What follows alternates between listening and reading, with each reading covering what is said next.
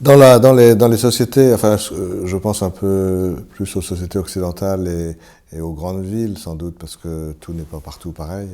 Ce que je veux dire n'est sans doute pas vrai pour l'Afrique noire, pour l'Amérique du Sud, peut-être pour des villes de petite taille.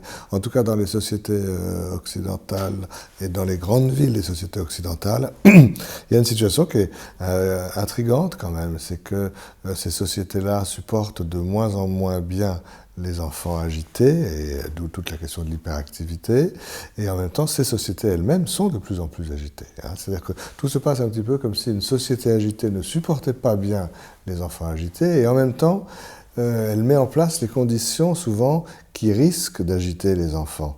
Et je crois qu'il faut vraiment que les adultes prennent conscience de ça, parce qu'on est dans une position assez ambiguë. À la fois on veut aider les enfants sur un certain nombre de troubles et en même temps sans s'en rendre compte parfois on crée les conditions mêmes de ces troubles.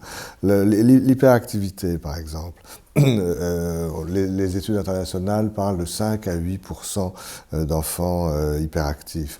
Il y aurait beaucoup à dire là-dessus, c'est à peine pensable. Je veux dire, une maladie qui touche quasiment 10% des enfants, ça n'est plus une maladie. Enfin, bon, il y a un vrai problème là déjà dans le repérage.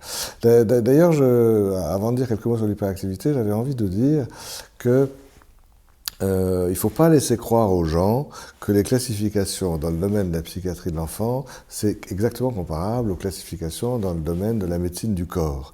Dans la médecine du corps, pour les pédiatres par exemple, un enfant a ou n'a pas une mononucléose infectieuse.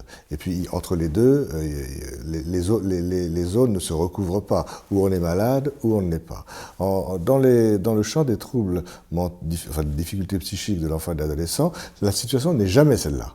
C'est-à-dire qu'on a des enfants qui sont vraiment en pleine forme, c'est vrai, d'un côté, on a des enfants qui sont vraiment pathologiques pour tel ou tel problème de l'autre côté, mais entre les deux, il y a toute une zone intermédiaire, les variations de la normale, et on ne sait pas très bien où on doit mettre le curseur entre ce qui est normal et ce qui est anormal. Voilà. Alors selon les moments, selon les époques, selon les pays, selon les cultures, le curseur bouge. Des enfants qu'on appelle aujourd'hui hyperactifs n'auraient peut-être pas été appelés hyperactifs aujourd'hui. En tout cas, ces classifications ne sont pas du tout comparables à celles de la médecine pédiatrique. Et là, il y a une source de malentendu, parce que 5 à 8% d'enfants hyperactifs, il y a quelque chose qui ne va pas dans la position où on a mis le curseur.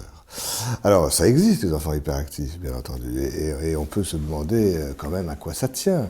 Il y a des enfants qui vraiment seraient considérés comme en grande difficulté, en souffrance psychique, dans tous les pays du monde et peut-être à toutes les époques. C'est excessivement rare. C'est excessivement rare. Et ce que je voulais dire à propos de ça, c'est que il faut quand même réfléchir à l'hyperactivité, non seulement en pensant à l'environnement, mais aussi en pensant au développement précoce de l'enfant.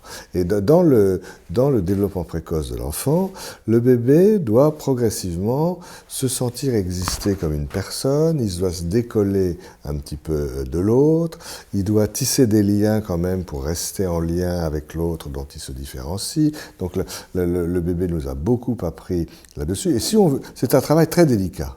C'est un travail très subtil. La plupart des enfants y arrivent, c'est formidable.